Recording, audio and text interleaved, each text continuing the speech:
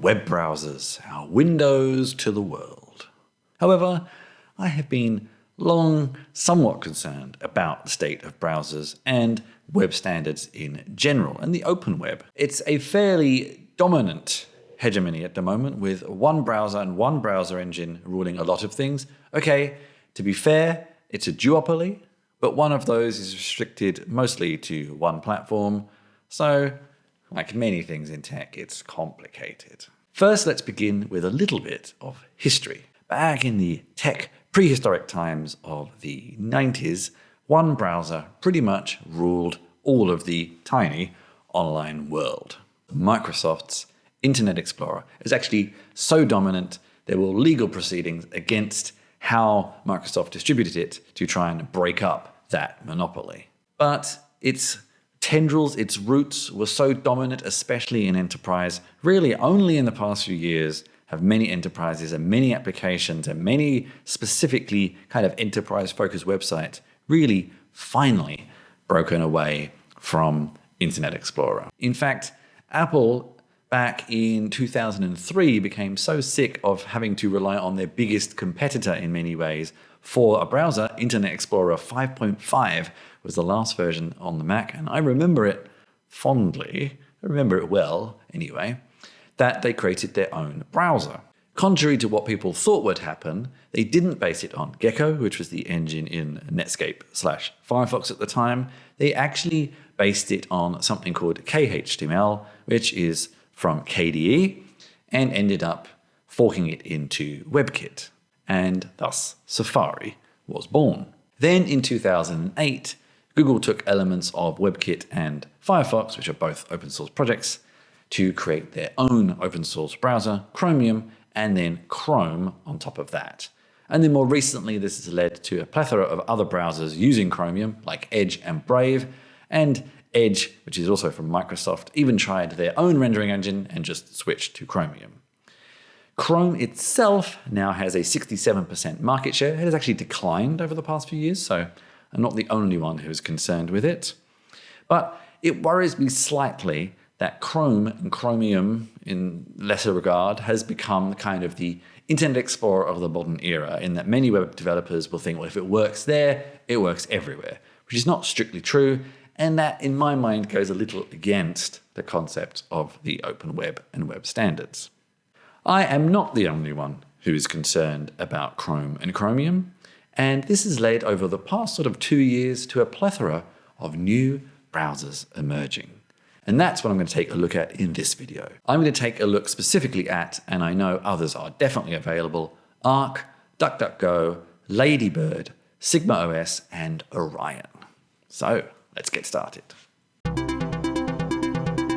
Let's start with the simplest by design, and that is the DuckDuckGo browser from DuckDuckGo. It's available for macOS, iOS, and Android, including several alternate app stores. And for each of those operating systems that I've tested on anyway, which is Android, iOS, and macOS, it uses the system native APIs for rendering. So that's WebKit and Chrome, etc., on each relevant platform. Some of the features include the Duck player instead of YouTube's default player, DuckDuckGo's own password manager integration with Bitwarden, built-in support for DuckDuckGo's email protection feature, automatic cookie management, and other privacy by default features enabled by default. And finally, one of the best features,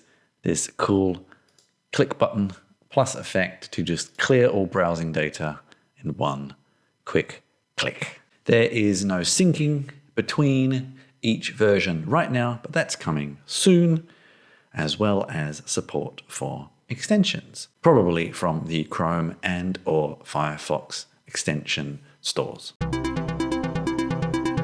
Next, from the intriguingly titled browser company of New York, is Arc. Arc's rendering engine is based on Chromium, but it offers a slew of other features that promise to help you with productivity and focus. Alongside its breathtaking, kind of wafty onboarding experience, it's full of very opinionated terminology such as your ex-browser, referring to the browser you're using at the moment. The focus of Arc is about reducing clutter. It does this through spaces, so you can create different spaces for personal, for work, etc. And in each of those spaces, you can have an easel, which is a sort of doodling tool. You can have notes, and you can have boosts, which reminded me a lot of the things you used to be able to do to websites through early extensions back in the 90s. And you can inject customizations to pages that only you see, which is kind of an interesting idea. Also lurking behind a very nice Mac native preferences to add its own customizations, there are things like iCloud Sync for certain features, a slew of shortcuts. Arc is very much a browser that lives off of keyboard shortcuts and a command picker, which is increasingly popular in the browser world. There's Little Arc, which is sort of omnipresent window you can conjure up wherever you are to get a little mini version of the command picker. There are dynamic previews on certain websites, and also, whilst it's not a headline feature, an element of privacy and security settings, including an inbuilt ad blocker, but I couldn't actually find anywhere to change any settings or see what the ad blocker is doing, unfortunately. It has an internal split view instead of using two different windows that you can use, and a focus mode that removes all of the browser Chrome. That's a confusing term, so you can focus on what you are doing. Next is SigmaOS from SigmaOS. It's another browser that aims to help you love your tabs, as they say, with another vertical sidebar, but this time they organize things with the concept of workspaces. SigmaOS's onboarding experience is a little less opinionated, letting you set up your experience based on the kind of use cases and services that you use.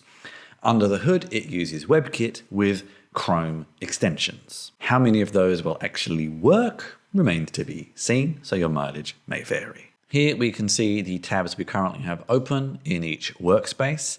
Interacting with SigmaOS uses a variety of fairly custom keyboard shortcuts. For example, a new tab is a space, and then you again get this command palette type interface. So remembering some of these keyboard shortcuts, whilst very useful, will take you a little bit of transition time to move from possibly more familiar shortcuts. Again, it has a split view, also a mini window, and a multitude of other ways you can interact with the various tabs you have open, like marking them done, locking it, like pinning it, snoozing it, tagging it, duplicating it, moving it, selecting more than one, and also collaborating on tabs, although this will require different payment plans for SigmaOS, which is how they monetize. It has some additional settings and preferences hidden behind this rather non-standard pane, including where to open external links, preferred workspaces, a sync account which goes to their cloud, the ability to customize some shortcuts and website settings as well as options to, for example, sync some features to iCloud and several others. Again, it has an inbuilt ad blocker with very little details on how that works and how to change any settings of it. Lurking behind the command palette are actually a wide variety of other features, from importing and exporting to an internal password manager to quick actions relating. I don't know if this is just to specific services or to services that you set up that it detects. Not completely sure. All of which really build into this entire concept of the operating system, hence the OS in the name.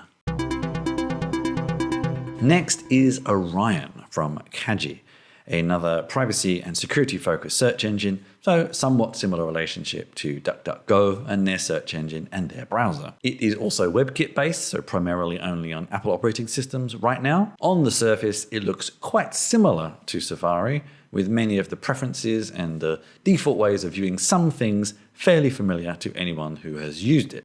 It again is fairly privacy focused, offering a variety of fairly strong blocking and tracking prevention tools and a whole bunch of site settings that are very frontmost here in showing you where they are and how to change them and what is currently happening. You can place tabs on the top or the side, sync through iCloud for cross-device, again just Apple device data sharing. You can also use a password provider that is theirs or third party, and most of the website settings are in a very similar place to what you might have seen in Safari and WebKit. It also has a tab groups feature, a little bit similar to Safari, but it calls them windows, which is a little bit confusing. So you have windows and then windows, which are groups of tabs. And then you can do various things there, like suspending them. It also has, similar to suspension, it has a low power mode, which works similarly to Safari on mobile, which is where it just instantly suspends anything but the most active tab. It offers extensions from the Firefox or Chrome store. And in addition to a focus mode that we have come to expect, it has the ability to look for a page in the Internet Archive, edit the text on a page, obviously not to the live site, but kind of purely for prototyping and screenshotting, and also other features like a built-in picture-in-picture and float on top window mode. One of the other things I really like, it's one of the only browsers on the list that also supports OS level features such as share extensions, which I am a big user of and a really big fan of. It also claims to be very fast, support Chrome and Firefox extensions with 100% support, and be one of the lowest memory and most private browsers available. Of course, all of this is a little hard to prove and will depend a little bit on your use cases, but of course, there's no harm in trying and seeing how it works for you. Finally, built as something of a proof of concept debugging browser for the Serenity OS project, and you can watch my video on that, comes Ladybird. It's now a cross-platform option built on top of Qt and a few of Serenity OS's HTML and web and JavaScript libraries. So it has its own unique kind of look and rendering stack. But if you're willing to build the code yourself and have a little bit of an experiment, it's a completely different alternative. It is quite feature light and doesn't really look like the host operating system, but still, for something truly different and that you can contribute to and mess around with and have a voice on its future, then there it is. And it's one to keep an eye on and see where it develops in the future, or at the very least, learn how the internals of a browser can work and help build it yourself.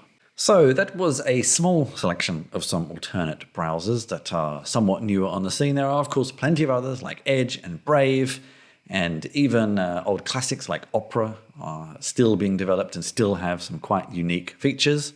But I think for now, at least on my desktop, I am pretty happy with Safari. And as I have an Android phone, rather strangely, I there mostly use Brave and DuckDuckGo, and then a tool called Raindrop to sync my bookmarks between all those different browsers and platforms. I do get some compatibility issues every now and then with Safari, but I really like the very tight integration with the operating system. As odd as they are, and as weird and as proprietary as they are, unfortunately, I kind of like the way that many Safari extensions work. Granted, there's a limited selection of them, but most of the ones I need are there. And something like 1Password, for example, it kind of exists as a proper application in addition to the browser. And it just sort of works much smoother than when I've tried it in Brave or in my other browsers that I use on my desktop. To be honest with you, if I was to switch, I really liked Orion. And if it was possible, which it really isn't, for it to support Safari extensions, I would probably consider a switch. But that, unfortunately, is not a possibility, despite a lot of people on their forums asking for it. So you have to work with the more open extension stores. I will say I'm not completely convinced by this sort of productivity focus of browsers like Arc and SigmaOS. I think because they try to make and they reflect the fact that the browser has become something of an alternate operating system for many users. But I am quite old school and don't like the browser being the center of my operating system and the center of my world, and actually actively try to find ways of not using the browser all the time. So I'm not really the intended market because I'm sort of pushing away from using a browser as much as I can. Either way, whilst I might be sticking with what I am sticking with, I am happy they exist. I am happy people are developing them, and I'm happy that people are thinking about alternative ways of browsing. And I'm especially happy that they're all coming from small, independent teams and not larger corporations with other business agendas that they are pushing through their browsers. So in the comments, let me know, what browsers are you using and why? And in a perfect world, what would you want in a browser and why? I have been Christian Scheller. Thank you very much for joining me. Take care, everybody.